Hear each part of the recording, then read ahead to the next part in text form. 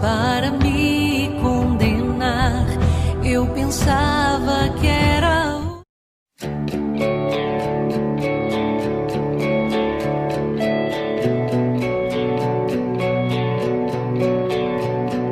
Quero corresponder com a oferta do meu vir. Eu convido você a acompanhar a liturgia da palavra de hoje. O Senhor não guarda rancor para sempre, ama a misericórdia, compadece-se dos pecados do seu povo. Eis minha mãe e meus irmãos, Jesus afirma que o que nos une a Cristo é a consonância com a sua vontade. Leitura do livro da profecia de Miqueias. Apacenta o teu povo com o cajado da autoridade, o rebanho da tua propriedade. Os habitantes dispersos pela mata e pelos campos cultivados, que eles desfrutem a terra de Bazã e Galaad, como nos velhos tempos. E como foi nos dias em que nos fizeste sair do Egito, faze-nos ver novos prodígios. Qual Deus existe como tu, que apagas a iniquidade e esqueces o pecado daqueles que são resto de tua propriedade? Ele não guarda rancor para sempre. O que ama é a misericórdia. Voltará a compadecer-se de nós e esquecerá nossas iniquidades e lançará no fundo do mar todos os nossos pecados. Tu manterás fidelidade a Jacó e terás compaixão de Abraão, como jurastes a nossos pais, desde os tempos remotos. Palavra do Senhor. Graças a Deus. O Senhor esteja convosco. Ele está no meio de nós. Proclamação do Evangelho de Jesus Cristo segundo Mateus. Glória a vós, Senhor. Naquele tempo, enquanto Jesus estava falando às multidões, sua mãe e seus irmãos ficaram do lado de fora, procurando falar com ele. Alguém disse a Jesus: Olha, tua mãe e teus irmãos estão aí fora e querem falar contigo. Jesus perguntou àquele que tinha falado: Quem é minha mãe e quem são meus irmãos? E estendendo a mão para os discípulos, Jesus disse: Eis minha mãe e meus irmãos, pois todo aquele que faz a vontade do meu Pai que está nos céus, esse é meu irmão, minha irmã e minha mãe. Palavra da salvação. Glória a vós, Senhor. Bom, essa passagem apareceu para a gente já na quinta-feira passada, quando celebramos Nossa Senhora do Carmo. E a gente refletiu um pouco sobre a relação de Jesus com a sua mãe. Hoje a gente queria trazer à tona a visão de Jesus em relação à família, a sua relação com a família, e assim para nós serve de exemplo a relação que o homem deve ter com a sua família, né? É sempre difícil falar sobre esse assunto porque nós temos um contraste entre duas culturas. A cultura em que Jesus vivia era uma cultura muito familiar, né? Exageradamente familiar. Daqui a pouco vamos falar sobre isso. E a nossa cultura é o oposto. É uma cultura de desagregação familiar. Mas ambas as situações precisam da luz do Evangelho, né? Primeiro, Jesus estava falando então para aquelas pessoas da sua cultura. Em várias situações, o Senhor quis mostrar que as relações familiares não são relações absolutas. Aquela mentalidade que diz: minha família é tudo para mim. Tudo é Deus. A família é algo muito importante para mim. Esse equilíbrio na valorização da família é muito importante. É muito importante para a própria família.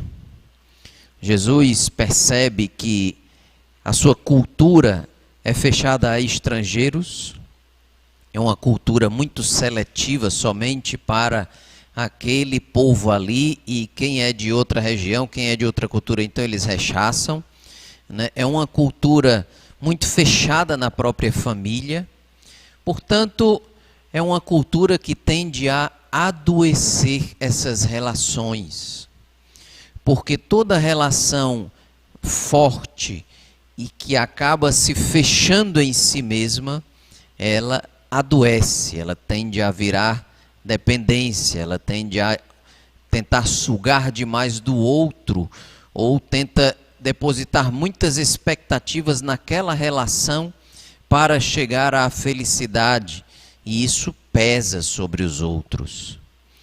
Em várias situações, Jesus combateu esta mentalidade de amar exclusivamente aquele que está próximo de mim, quando ele perguntava quem é o próximo. Também com Nossa Senhora, né, ele quis mostrar que o prestígio, né, a beleza da vida de Nossa Senhora não era ser a mãe de um grande profeta, né, como por exemplo no momento em que uma mulher levantou-se no meio da multidão e disse, né, benditos úberes que te amamentaram, né, e ele diz, não, mais feliz é aquele que faz a vontade de Deus. A gente vai entendendo que na boa nova que Jesus veio trazer, todas as relações muito próximas, elas não são simplesmente um ponto de chegada, mas elas são também um ponto de partida. Triste do homem que não tem elos muito fortes, familiares, elos de amizade, elos, né, vínculos fortes de amor, o elo esponsal entre o homem e a mulher. Mas esses elos devem ser ponto de partida para poder acolher e amar aqueles que não têm nada para me dar, com quem eu não tenho um elo forte. Assim era o amor de Jesus, que chegava até a amar os inimigos. Aí está a saúde da família. A família tornar-se família missionária, família que sai em busca de acolher os outros, de doar ao próximo. Ponto de partida em que a pessoa recebe amor e vai poder dar amor. E aí nós estamos falando agora para uma cultura de desagregação familiar. O que isso tem a ver então? Porque provavelmente o homem de hoje precisa de uma pregação um pouco que ao contrário. Valoriza a tua mãe, valoriza o teu pai, valoriza o teu irmão. Você não pode desistir da tua família, né? É aquele pai e mãe que querem se divorciar. Não, acredita na tua família. Mas é bem verdade que os elos ali já estão muito prejudicados. E aí também, a centralidade em Deus e o amor gratuito vai ser caminho de cura para essa família desagregada. É a família que hoje está muito ameaçada pelo coração humano muito ferido, que se pega com Deus e diz, Senhor, Tu és o centro da minha família. Se nós somos fragilizados no amor e vivemos numa cultura de desagregação, chega o momento de aurirmos do Teu coração e da Tua vontade a união da nossa família. Nós precisamos de Ti, Jesus. E agora, meus irmãos, mais do que nunca, a família é vista como vocação. Vocação para o amor. A família, no tempo de Jesus, provavelmente não era vista como vocação, era vista simplesmente como coisa natural. É natural que o homem se una à mulher, né, e ali eles tenham filhos e aquele laço se ame. Era a prova disso, né, de que era visto muito como uma coisa natural, é que se podia até dar a carta de divórcio. Na lei de Moisés podia se dar carta de divórcio. Jesus vem curar esses elos que são simplesmente afetivos e naturais, elevando a vocação. Não se pode dar carta de divórcio, é até o fim da vida, porque o homem desposa a mulher como Cristo desposou a igreja. Então é muito interessante que o equilíbrio dos elos relacionais, colocando a Deus em primeiro, organiza tudo. Organiza aqueles que não têm elos e vão começar a ter elos, porque o amor de Deus foi derramado e nos une.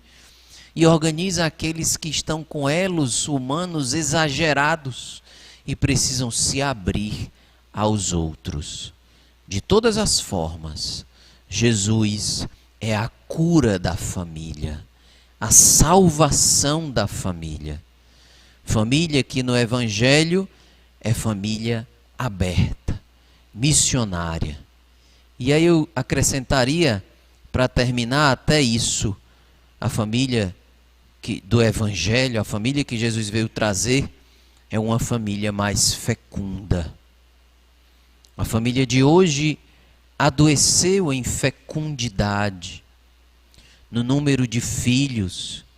Nisso também se tornou uma família mais fechada e mais arriscada de se quebrar, porque elos muito fechados acabam se tornando frágeis, acabam se tornando muito tensos, muito exigentes.